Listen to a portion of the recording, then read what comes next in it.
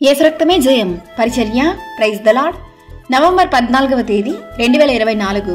ఈరోజు దేవుని వాక్యము, మీ పితరుల దేవుడైన యెహోవా మీ జనసంఖ్యను 1000 రెట్లు ఎక్కువ చేసి తాను మీతో చెప్పినట్లు మిమ్మను ఆశీర్వదించును గాక. ద్వితీయోపదేశకాండము 1వ అధ్యాయం 11వ వాక్యము.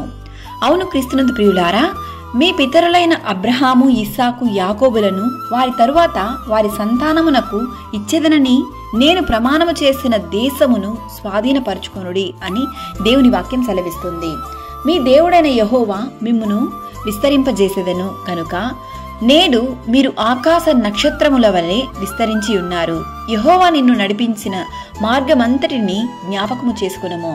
నీ దేవుడైన యెహోవా భూమి మీదనున్న సమస్త జనముల కంటే నిన్ను ఎక్కువగా ఎంచి నిన్ను తనకు స్వకీయ జనముగా ఏర్పరచుకొనెను. నీ దేవుడైన యెహోవా నీ రాబడి అంతటిలోనూ నీ చేతి పనులన్నిటిలోనూ నిన్ను ఆశీర్వదించి దీవించునుగాక.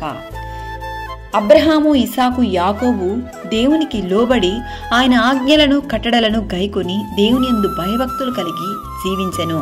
కావున ఈరోజు మనమును దేవునికి ప్రియమైన బిడ్డలుగా ఆయన ఆజ్ఞలను, విధులను, కట్టడలను, దేవుని వాక్యాన్ని అనుసరించి దేవునికి ప్రీతికరముగా జీవించదము. ఈరోజే దేవునికి మనం దేవునికి సమర్పించుకునేదము. దేవుడు నిన్ను ఆశీర్వదించి దీవించుగాక. ఆమేన్. God bless you.